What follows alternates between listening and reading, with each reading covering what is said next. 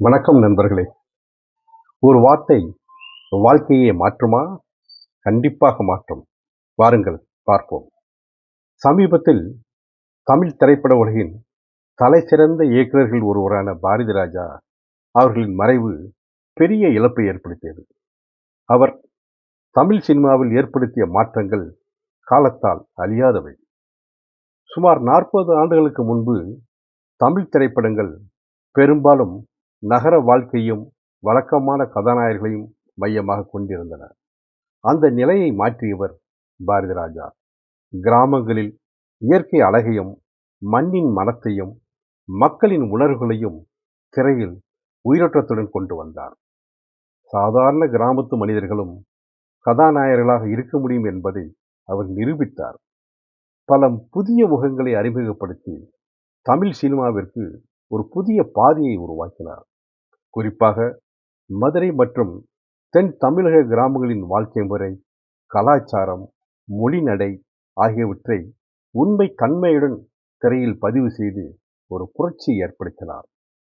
அவரது திரைப்படங்கள் வெறும் பொழுதுபோக்குக்காக இல்லாமல் மண்ணின் மனத்தையும் மக்களின் உணர்வுகளையும் உலகிற்கு அறிமுகப்படுத்திய கலாச்சார ஆவணங்களாக விளங்கின. அதனால்தான் அவர் இன்று வரை மக்களால் போற்றப்படுகிறார்.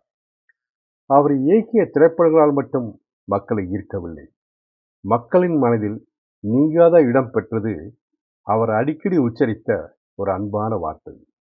திரைப்படங்களாகட்டும், விழாக்களாகட்டும், பொதுக்கூட்டங்களாகட்டும் பேசத் தொடங்கும்போது அவர் எப்பொழுதும் என் இனிய தமிழ் மக்களே, உங்கள் பாசத்திற்குரிய பாரதி ராஜா என்ற வார்த்தையால் தனது உரையை ஆரம்பிப்பார். அது வெறும் அழைப்பல்ல, அதில் பாசம் இருந்தது, அன்பு இருந்தது, தமிழ் மக்கள் மீது கொண்டிருந்த மரியாதை இருந்தது. அந்த ஒரு வார்த்தை கோடிக்கணக்கான தமிழ் மக்களின் இதயங்களை தொட்டது. வாழ்க்கையில் சில நேரங்களில் நீண்ட உரைகள் செய்ய முடியாத தாக்கத்தை ஒரு அன்பான வார்த்தை செய்துவிடுகிறது.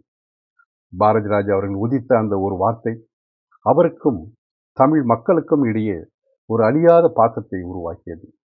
இன்றும் அவர் உடலால் நம்மிடையே இல்லாவிட்டாலும் என் இனிய தமிழ் மக்களே என்ற அவரது குரல் தமிழ் மக்களின் மனங்களில் என்றென்றும் ஒலித்துக் கொண்டே இருக்கும். அவரது புகழ் என்றும் நிலைத்திருக்கட்டும். நன்றி, வணக்கம்.